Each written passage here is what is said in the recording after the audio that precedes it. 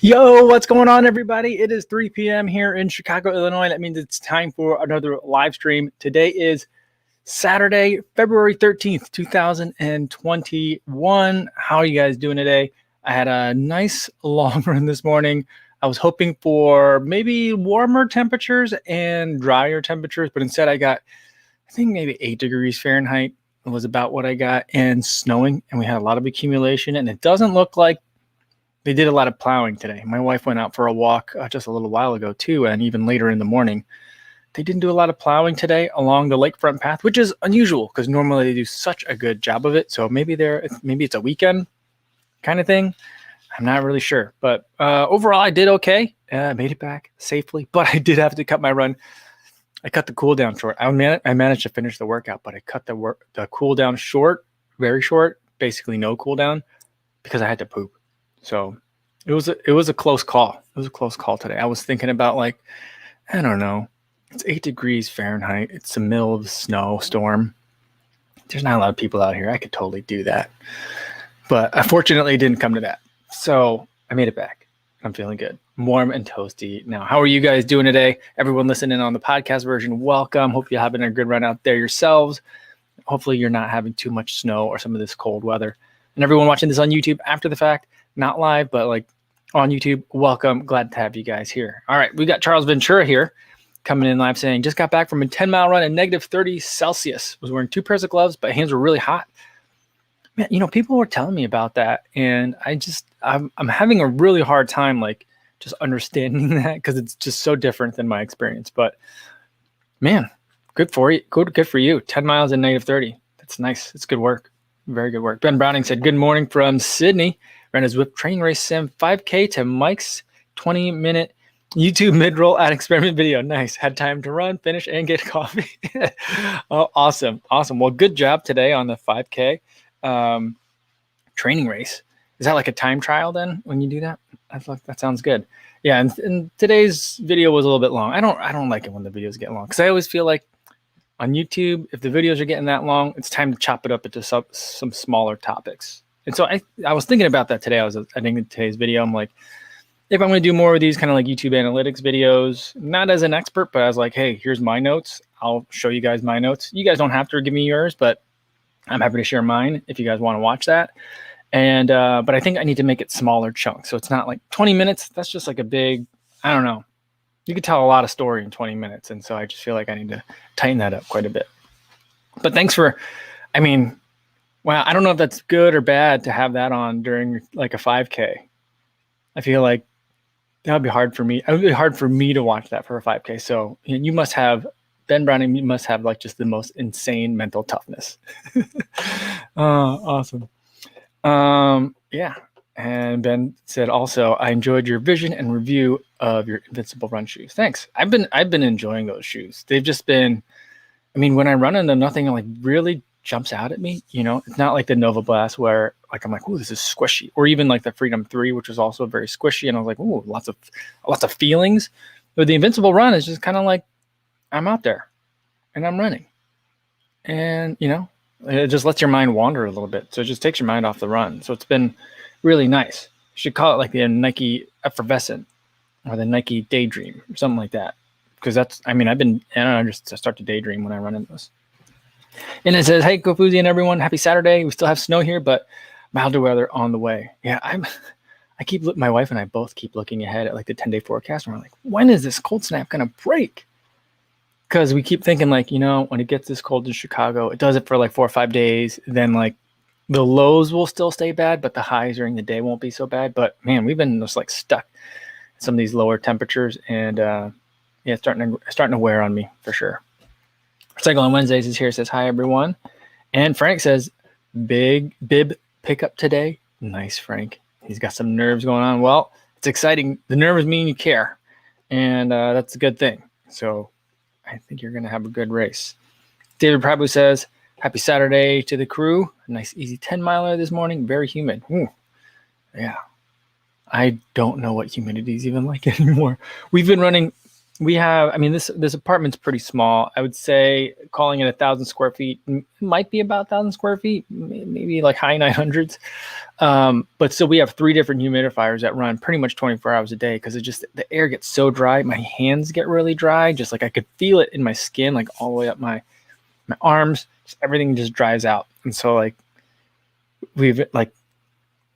I've been very unfamiliar with the idea of humidity anymore. So it's an interesting concept. Louis Becerra says, "What's going on?" Good to see you, Louis. Jody says, "Good day, everyone. Supposed to do my first 10K time trial with the club today, but it's raining and windy, so I didn't go. Have to wait until next month." All right. Well, hang in there. Keep it like you're in the circling waiting pattern then. You can do it. All right. I'm looking forward to that for you.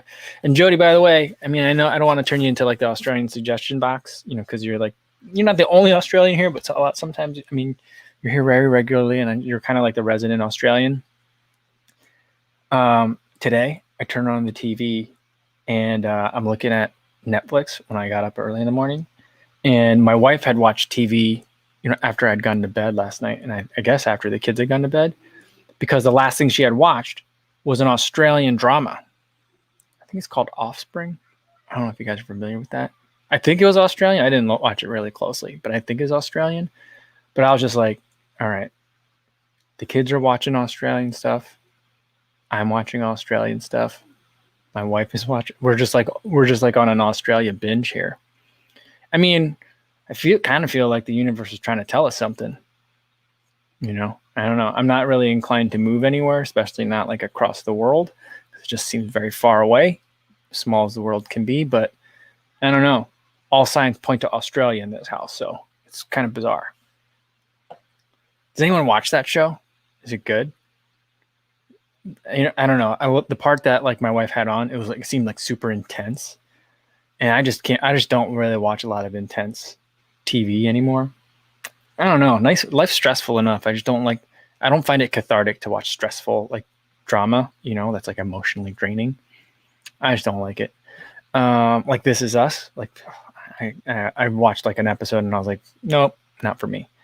But you know what I did also watch today? My kids put on some sort of movie where it was kind of like Spy Kids. Like the feel of the movie, like the style of the movie was very similar to that franchise, I suppose.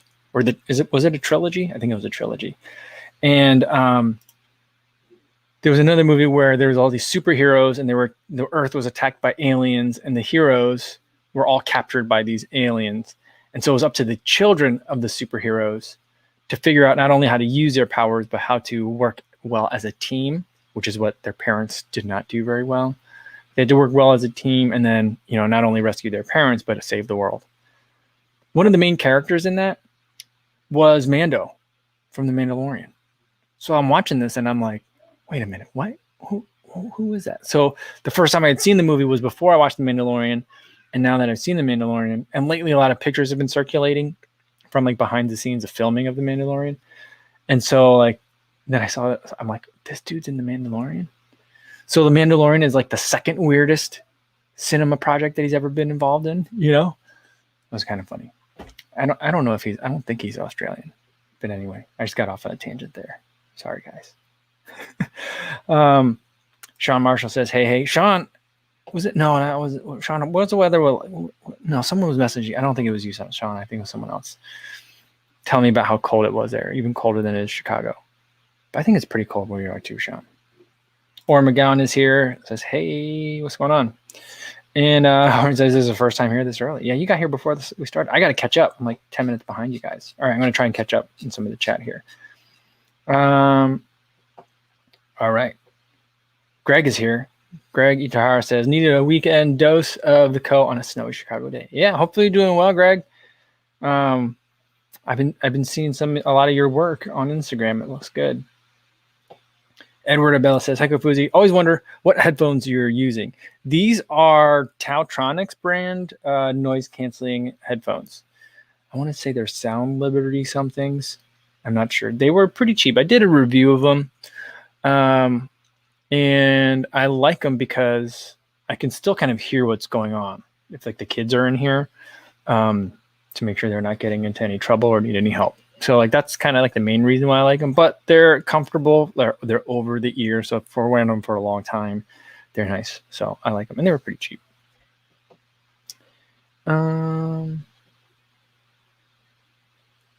Oren wants to know, for most runners, is regular body weight strength training enough with plenty of core? I mean, that's all I'm doing right now is body weight strength training.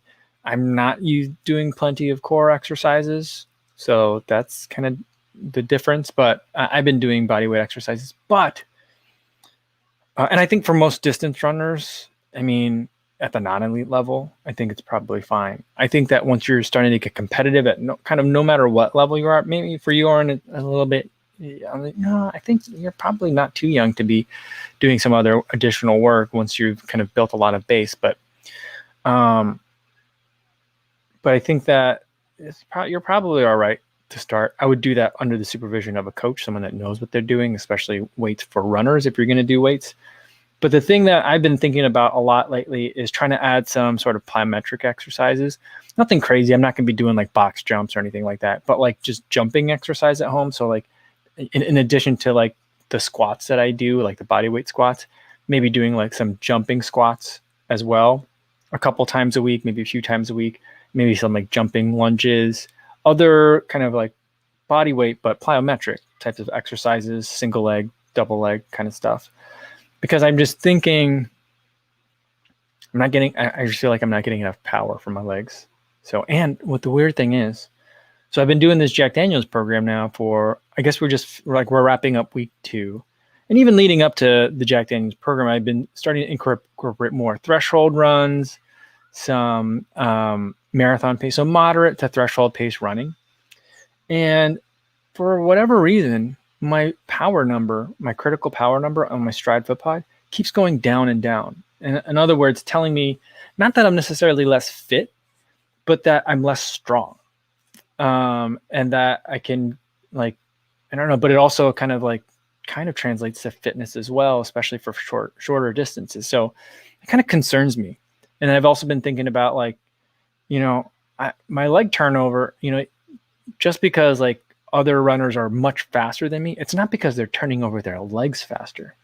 They're just getting more pop from every stride. And I'm like, how do I get more pop from a stride? So I've been thinking a lot more about like, well, maybe not being around those hills anymore is taking an effect. The hills in Iowa, maybe they were a lot more helpful for me than I thought. So like I've been thinking about, how do I kind of like progress from here? A lot of that plyometric stuff, I could do in here inside at home, and I can do it in kind of exercise snacks type of form where I'm almost like, I got 10 minutes. Great. I'll do like 3 different exercises today. The next time I got 10 minutes, I'll do 3 different exercises, and I'll just maybe have like a repertoire of maybe 15 different things. And I'll just kind of randomly select stuff. So I've been kind of thinking about maybe do I need to do stuff like that to really kind of load the muscles a little bit more and work them in more than just a mobility kind of way, but like in some strength building kind of way. So I mean, I don't know. I'm very early stages in kind of like thinking this through. But that's kind of where my mind's at. All right. Martha says, I skipped my run assignment today on coach's recommendation since she's slightly off from the vaccine. I know I'll be 100% tomorrow. Awesome. Well, I mean, I'm sorry that you're still not 100%, but I'm very excited that you're going to be 100% tomorrow, Martha. That's awesome. And I hope you're having a good rest day today. Chris Dyke says, hey, folks, what's going on, Chris? And Frank says, for me, they need to put in some cornfields. Yeah. I mean, I'm not really sure how you would work that in along the lakefront here, but there are a couple of bathrooms along the way in normal times. So at North Avenue Beach, there's kind of like a beach house thing where there's like a restaurant there, bar, and you can rent some stuff, like beachy stuff kind of there. And there are bathrooms there. And then there's another spot, like I could go to Navy Pier under normal times and use the bathroom there. And then, so there's like spots like every like 2 to 4 miles, there's somewhere that I can kind of like find some sort of like respite. But, now all that stuff in the wintertime, that stuff is usually closed, normal winters. And now I imagine that they're going to be even more closed, I think that they are more closed. So like, that's what becomes difficult. But, I think part of today for me was I started taking, I forgot that I had it. That Univet sent me this endurance like formula drink. It's basically a bunch of ashwagandha and a couple of other things. Some like vitamin C, some red spinach extract, some a bunch of stuff. And I don't know if it's a product that they fully developed yet or released, but something that you're supposed to take like an hour before you go out for your run. And I always thought like an hour before the run, it seems like a weird amount of time before a run. But I think I figured it out having taken it for a while now. Not for a while, but somewhat for a couple of, I guess, maybe about a week now, is it makes me have to go to the bathroom again. So like I've been kind of experimenting. I'd like to have it really close to when I start running. But if I have it too close, then I find that I need to go to the bathroom. So that could be another, I need to iron that kind of like protocol out, I guess. Sugan says, hi everyone, was just watching the Black Canyon 100K live. Awesome. I haven't tuned into any of that so far today.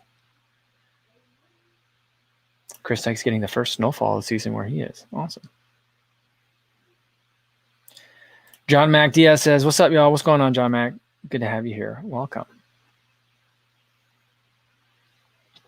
Ooh, and Ben Browning says he's going to be doing a VO2 test at a good university soon. That's cool. I remember this time last year, I think it was Lindsay Krause that tweeted something today. He's like, what's the word for that feeling that you had when you were remembering how this time last year you were unaware that everything was about to go away? Or something. She said it much more concisely than I did. But this time last year, I was looking into like, how can I get an actual lab VO2 test? I want to do that. And that's kind of like, then everything changed. So that's kind of where I was at running wise. Jody said, watch the mid-roll video today. Did it have an effect on your subscribers and the amount of impressions YouTube showed? I think overall, the overall impressions were, I think, pretty similar. So there wasn't like a giant effect. It wasn't like, yeah, after 40 days of doing this, I totally knew a difference. Like, if I didn't know any better, I would just think it was the normal kind of seasonal fluctuations in terms of revenue, impressions, click-through rate, like all those stats. Like the gut, I mean, I didn't do any statistical analysis on these things, and probably the better, more like scientific, methodical approach to it would have been to like go through each video, list the, and plot out like the video, the watch time, and then the percentage. But I was like, I don't need to do that. I don't need to be that specific about it, because if I have to look that closely, then I'm not sure that the differences are that impactful then.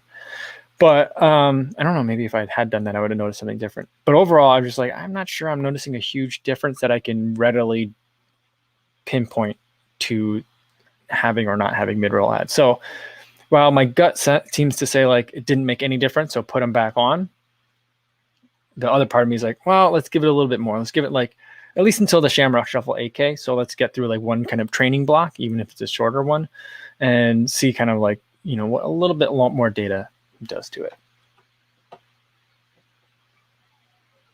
Ooh, Crawford Smith says he's saying no good. He's out running after taking a hard fall on the ice yesterday on the run. Oh, Crawford, hopefully it's not too bad, and then you're going to be back quickly.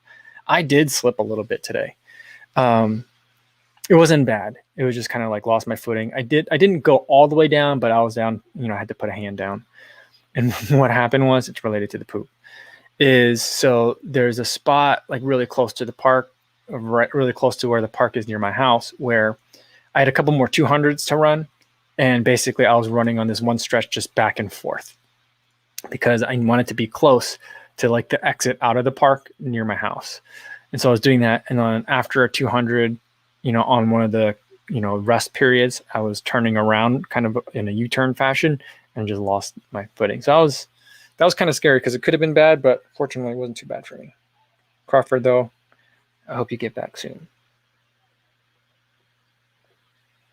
Well, Ben says, according to his Garmin, he bumped up by his reported VO2 to 59.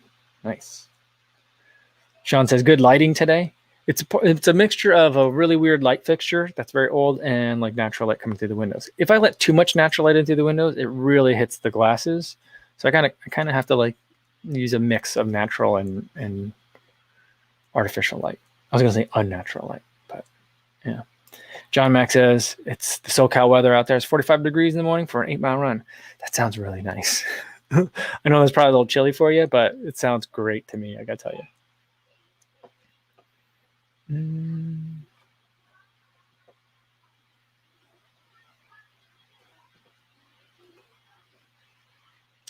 All right. PG. What's going on, PG? He ran a half marathon today, and he did it in an hour 48. His personal best. Awesome. Good job. Let's get the cowbell out for that. And he did it in the endorphin shift. Oh, nice. I keep meaning to get my endorphin shift out. I've got them. They're sitting in the closet. They're waiting, but I'm just like, we've had so much snow, and I'm like, I don't think that this is a good snowshoe. So I'm looking forward to trying it out on an easy day. Maybe I'll do it an easy day with some strides, but it's been a very long time since I've run in the shift. I'm very nervous by just how much kind of armor and like posting and all the stuff that seems to be in it. But I'm like, I don't know. I think it deserves a second shot. Rotor Review says, how's it going? What's going on, man? Good to see you again.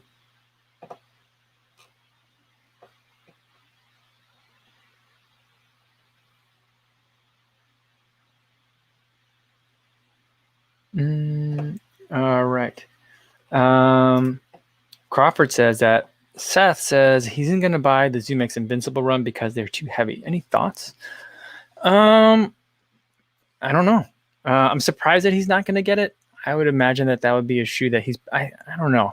We'll see if he sticks to that because it's a pretty fun shoe to run in. But, he's got some very specific goals right now. So, I mean, he's going to be running a 10K. Is that right? No, 10K.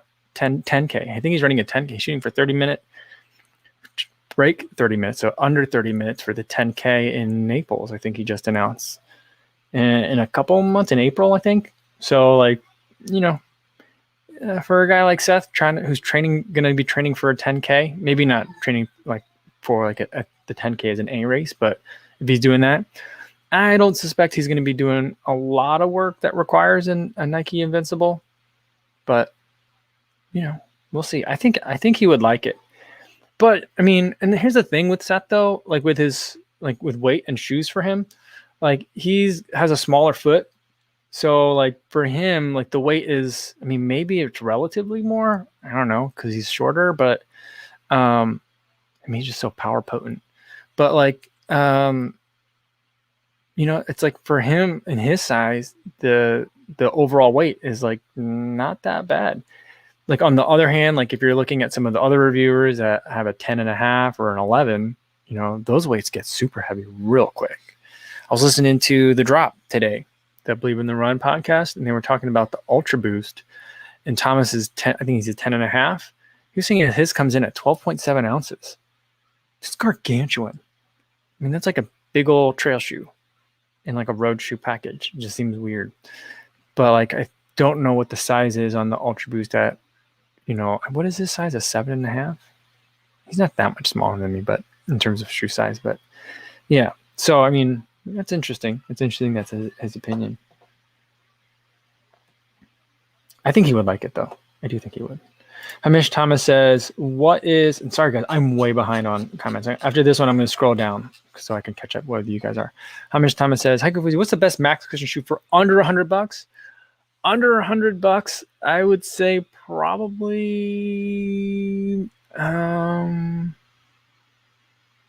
maybe, I mean, there's like the Skechers. I haven't run in it. Skechers Performance, like there's the Go Run Max Hyper. It's got a million words in it, but the really fat one.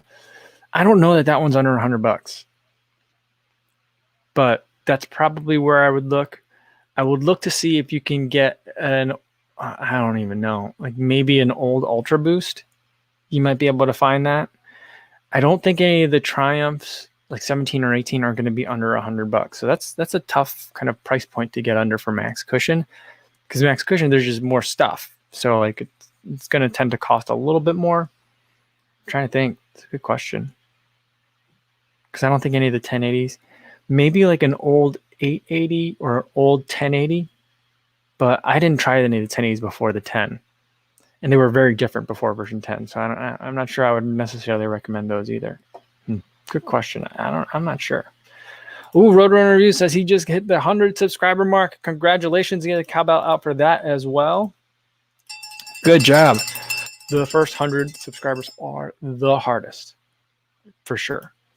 Great work. All right. I'm going to scroll down because I'm way behind and I want to catch up to you guys. Ben Y says the Reebok Symmetros is under 100, he thinks. Yeah, I was going to say like the Reebok float rides, but those aren't max cushion. They're very comfortable shoes. But like the Forever Energy that I ran in last year, I rode in the Float Ride Grow, I think. Yeah, so I ran in the Float Ride Grow, not that. Yeah, I don't know. The name's always so confusing to me with Reebok. I just need to figure it out more. But I ran the Float Ride Forever Grow, which is like the eco version of the Forever Float Ride. And that one felt great, really great cushioning, but it doesn't feel max cushion. You know, actually it feels pretty low to the ground. Albert says you can definitely get the 1080 V10s for under 100. If you can get the 1080 V10s under 100, that's the one to get. I would say get that. All right. Cool. Thanks for that, Albert. Yeah, and Jeff Elliott agreeing that the V10 is close to $100 for that 1080. Nice. That's an incredible deal. Because it costs a lot. It's like I just ordered the version 11. Hopefully it'll be here like Monday or Tuesday. I think it was like $150. So that's quite a bit of a deal. Rick Sutter's here. He said, hey, everyone, joining late. No problem, Rick.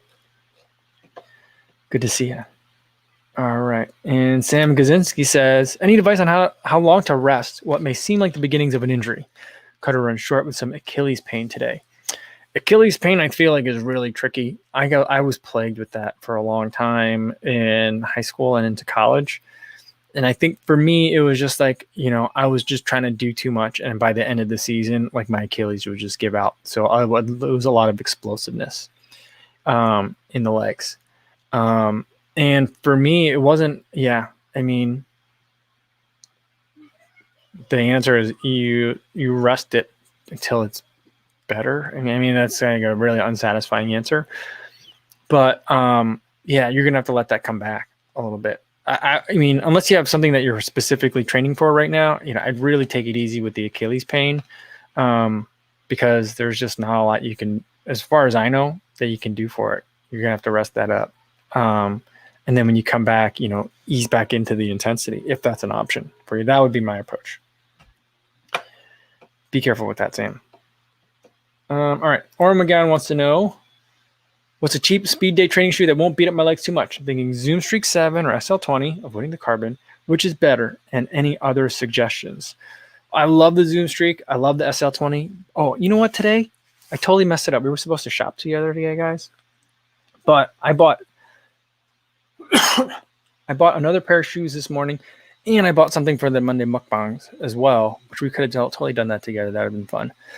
So I apologize for that. But I did just buy the new SL20. I don't know. They're not even calling it SL20.2, just the newer one. And the original SL20, I do think, is a great speed day training shoe. But if you're looking for one that's not going to beat up the leg so much, the SL20 is a good option. The Zoom Streak 7, I'm not sure that's going to be one to look for to be a little bit easier on the knees or on your legs generally, because that Phylon, it's pretty firm. It's very pingy. Like when you hit the ground on it, it feels like it boom bounce right back. I think it's still Phylon. I'm not sure. I had the Zoom Streak 6, and it's got a TPU shank or plate, whatever you want to call it, in there too. So it's a fast shoe, but that for me was a little bit of a rough ride.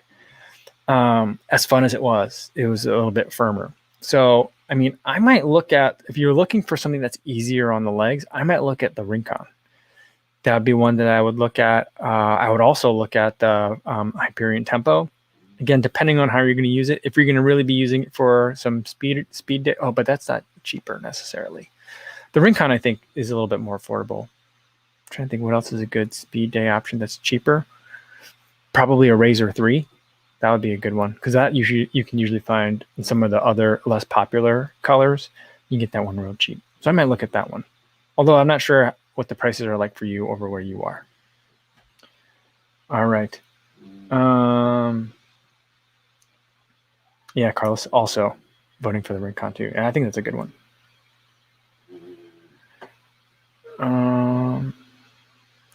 Carrie Smith says, is Stride worth it? Yeah, that's a good question right now. Right now, I'm not sure. I'm kind of annoyed at my Stride or confused by my Stride right now because my Stride foot pod, like, I'm not sure if it's giving me accurate power numbers anymore. I just don't know how to check really. But I feel like it's still giving me accurate pace and distance. But and for me, that's worth enough to have the Stride foot pod here in Chicago, where there's some taller buildings and I'm going under underpasses and things like that, where the GPS signal can get real wonky real fast. So for me, it's still worth it. But like lately, it's been telling me, I mentioned this at the top of the podcast, that it keeps downgrading my critical power. So even though I've been working harder, it's telling me that I'm getting less strong. So it's getting really frustrating because I keep wanting to increase that number. I don't know. I just maybe it's becoming a vanity metric. It's definitely becoming a vanity metric for me in some level. But also, I'm just like, that's the metric that I'm kind of using to see are these speed workouts, are these threshold workouts actually making me stronger? Am I getting better or not? Or am I just getting better at suffering through the workouts? You know what I mean? So I don't know. Either the Stride is absolutely right and I need to reevaluate because something's not working, or something's really weird, goofy about it. But I mean, I can't answer that yet in terms of what's going on with me lately. But overall, I've been really happy with Stride. I still wear it every single day. I think it's worth it, but I do have some questions about it. It might be just time for me to get a new one. I've had mine for several years now. Neat Penguins here. Says, hi all. And he has a question. Says, speaking of cushioning, summer is creeping up on me in my mind. You're an optimist. Says, need something softer than SL20s for easy times on the road, but still with some energy return. Ride 13, Rincon, thoughts? The Rincon will definitely do that for you, but the Rincon, I don't really love for easy long runs. So if I were going easy in the Rincon, I really don't think I'd want to go more than 8 miles, maybe 10 miles in it easy. If I were going to do a lot of easy runs longer than that, I just don't think it really would have what I need for that. So for easy times on the road, but with still some energy return, I mean, the Invincible Run is definitely one that comes to mind. But also the Clifton also comes to mind as well, just for easy running. Ride 13 is also a great choice. Beacon 3 is a little bit lower to the ground, or it feels lower to the ground. Another one that kind of comes to mind as well, as does easy times on the road. I was going to say endorphin speed, but maybe not for easy times on the road. But yeah, so those are some that kind of come to mind. And Steven Gerzer wants to know, any plans to review the Ultra Rivera? It's an interesting shoe. I'm not sure. I'm not sure what I'm going to review from Ultra this year. I'm definitely going to look at the Escalante again. And then the question becomes, do I look at a Lone Peak this year maybe? If I get some time to run up in some trails somewhere, maybe that's something I do. Or do I try to see what Ultra Max Cushion is like? I didn't really like the Torin. I don't think the Torin is exactly a Max Cushion shoe, but I didn't like the Torin. So I just want to make sure I want to have really good experiences with Ultra. So I'm going to stick with the Escalante. And I think the Rivera is kind of is it replacing, or it sits somewhere between? It's kind of it sits between the Escalante and the Torin, I think, something like that. I don't remember exactly.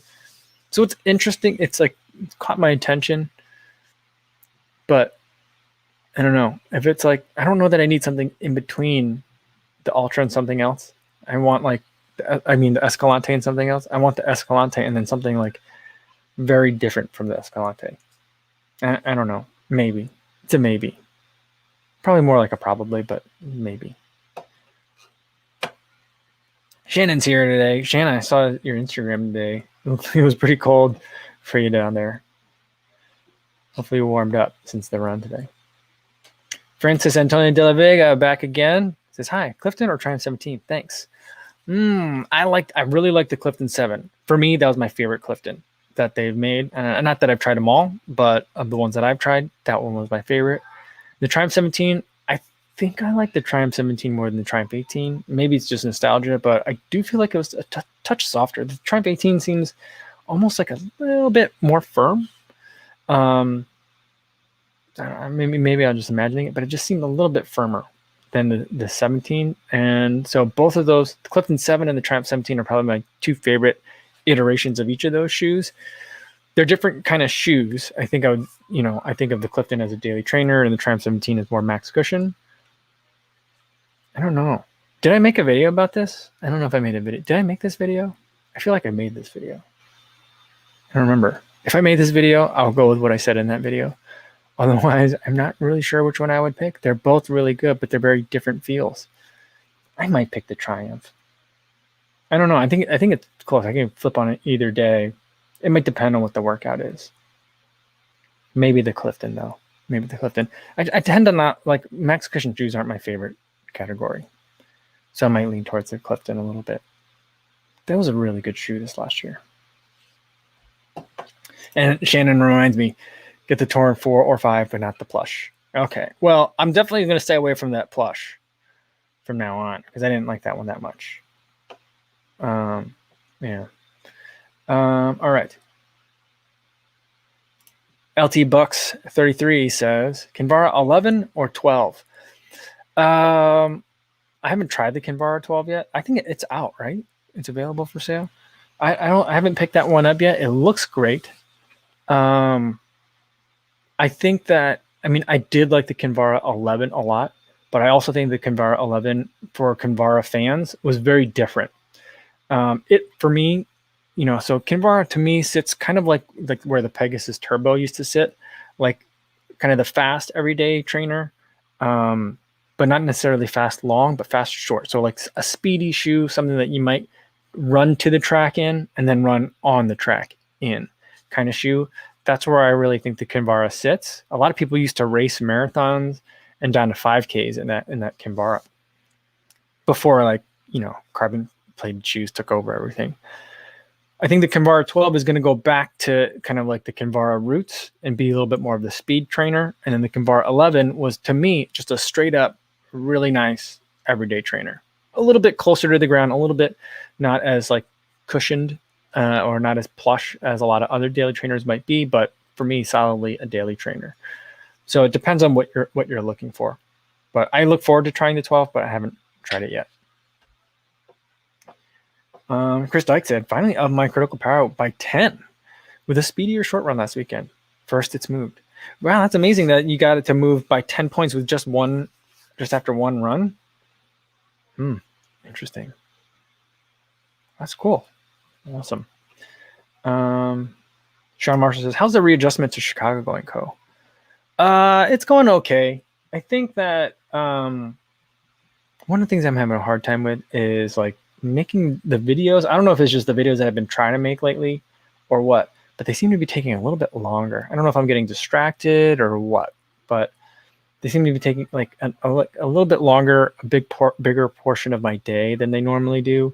And I just feel like I'm not getting enough of like everything else that I want to get done around here with my family and around the house that's done. So like I'm adjusting to that, like how to like restrike a new balance. But other than that, I think I'm fine. Yeah, I'm looking for, it seems like things are changing very positively in a very quick fashion. And I'm looking forward to that overall. 2310 Lamb V says, do the 1080 V11 rub your ankle bones? I don't know. I haven't gotten mine yet. I just ordered them like the other day, maybe a day ago. Was it just yesterday? I don't know. The days mixed to me. But yeah, so I should be getting it next week. So we'll see some videos. I'm looking forward to that. We're going to have some good videos about that 1080 V11. I think, we're I don't have any more Triumphs to compare it to, which is a shame. But, we're comparing it to the Invincible run. So, we'll have some fun videos coming up for that. But I don't have it yet. All right.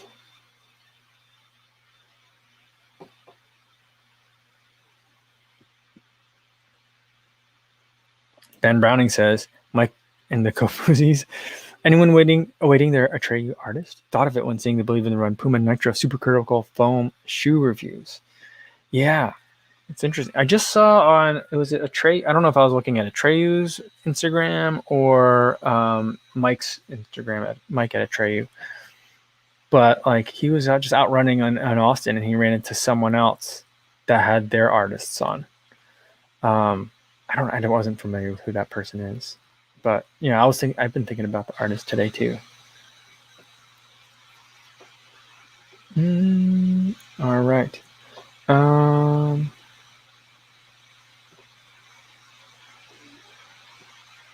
John Mac Diaz says, what pre-running snack and post-workout snack do I prefer? My favorite pre-running snack is either almond butter and jelly toast sandwich or oatmeal raisin cookies. Those are my two favorite things. I just love oatmeal raisin cookies. Post-workout snack, my favorite is yogurt and granola. If I get some dried fruit and some nuts and some chia seeds in there, just mix it into like a slop, like a slurry. That's kind of my favorite, with like a big, super hot cup of black coffee. That's my favorite post-workout snack. I'll also accept pizza for pre or post.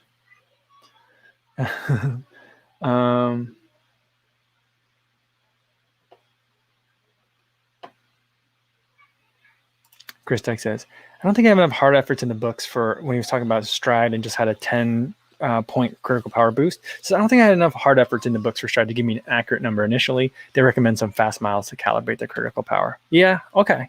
Well, that makes more sense, because I thought that maybe you had just gotten it. So that makes more sense. It's going to jump around a lot in the beginning if you just kind of, as it like learns and starts to figure you out. So that makes a little bit more sense. But I'm glad that it's starting to figure you out.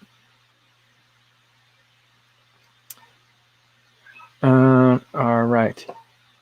Let's get a couple more in for today. Andreas Kaluza says, are the $75 Atreyu daily trainers? Yeah, they're base model ones. Those are daily trainers. I would say they're very much on the firm side. So like they remind me a little bit more of, for example, Kinvaras in terms of like the ground feel. It like feels very low to the ground. It also reminds me a lot of like the Reebok float ride shoes, where they feel like really low to the ground, but there is cushion there, but like it's not like a soft, like plush cushion. You're definitely getting some spring, but you're also kind of getting some feel of that road underfoot. So like it's not like Clifton soft, but it's probably more like a Kinvara feel underfoot. But yeah, those are the daily trainers, and then they have two models. They have the daily trainers, kind of like do a little bit of everything. I like them kind of in the same way that I like a Kinvara, where I was like, I might use it for not a long, easy day, but easy days or easy days with some speed in them. So that's kind of how I would use it. Jody says, are you thinking of changing the opening to videos based on your drop-off metric? No, because I like that part. That's my favorite part to do.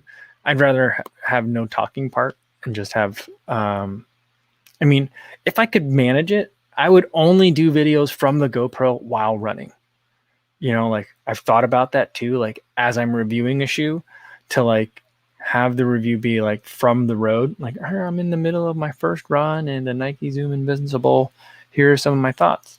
This is how 28 millimeter, 38 millimeters in the 37 in the heel, 28 in the fourth. You know what I mean? Like I thought about like maybe I would do it that way, because that's the part I like doing. Is editing like that kind of footage. But I also think that like most people's videos tend to have that really, really high drop off as well.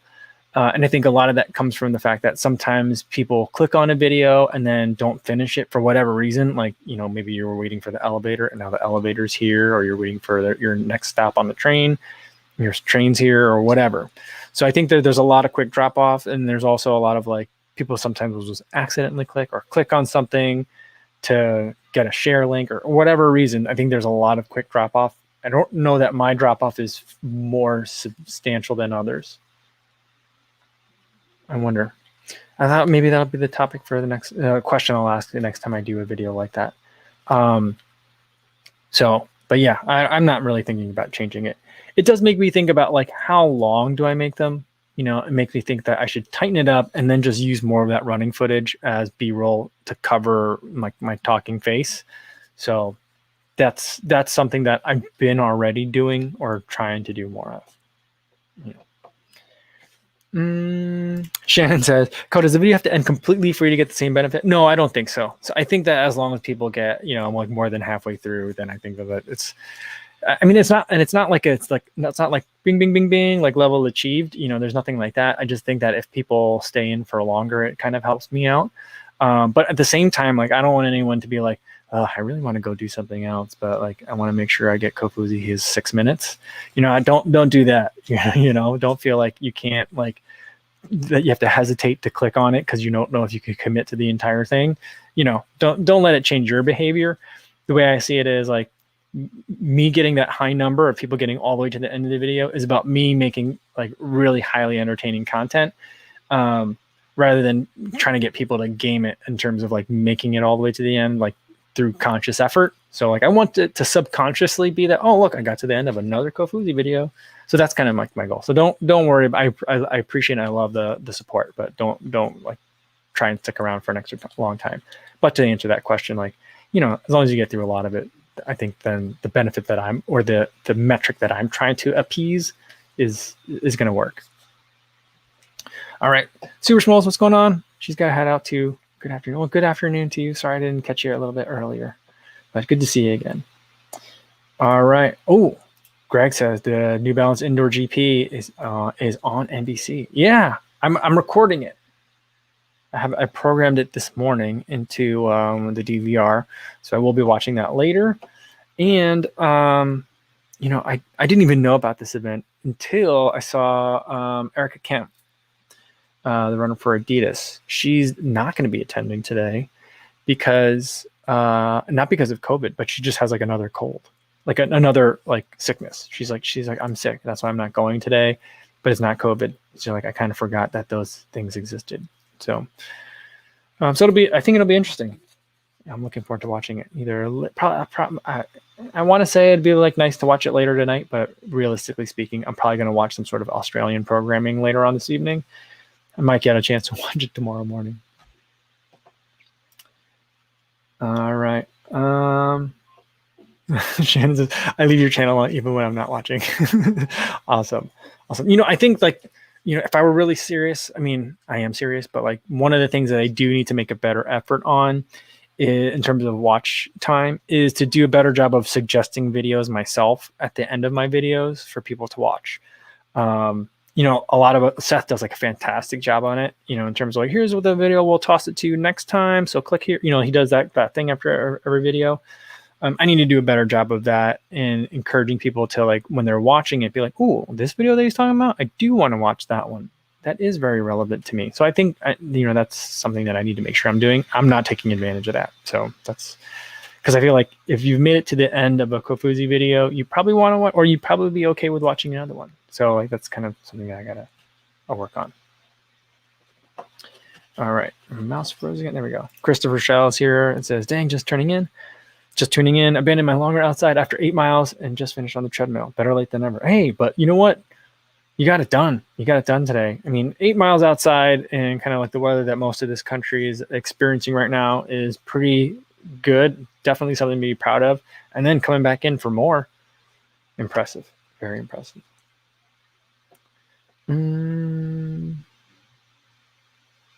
Martha says, Kofuzi, a lot of people do that with our music. It's common also that they'll listen to the first piece, but not continue to hear all the movement of pieces. Yeah. So I think, yeah, people come in for just like little chunks, nuggets that they want to get. That makes sense. It makes sense. All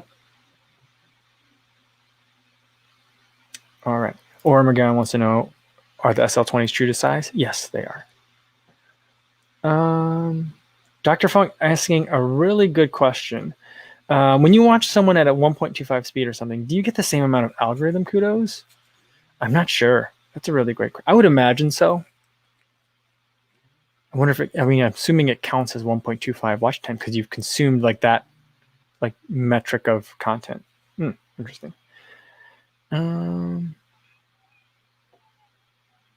All right. Oh, and Jody saying, in the long run, Dr. Josh is going to be on live stream in 10 minutes. Very cool. Very cool.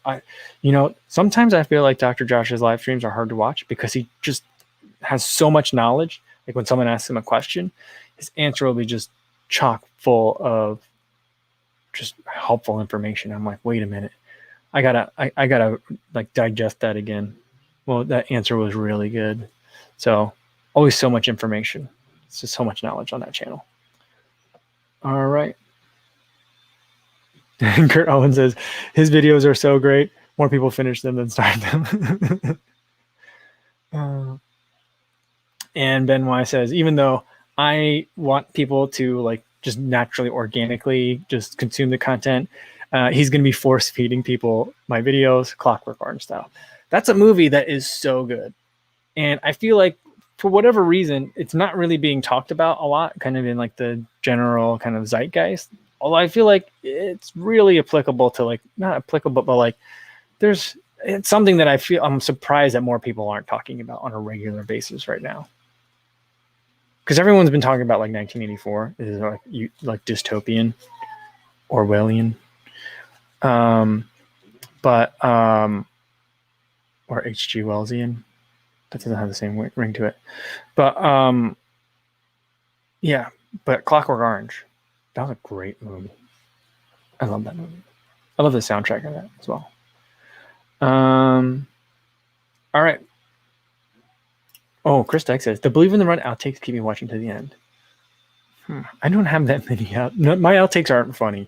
I think that if I were filming with a team and like a couple people, then I think there might be more outtakes and stuff that's funny like that. But I don't know. I don't know that I have funny outtakes.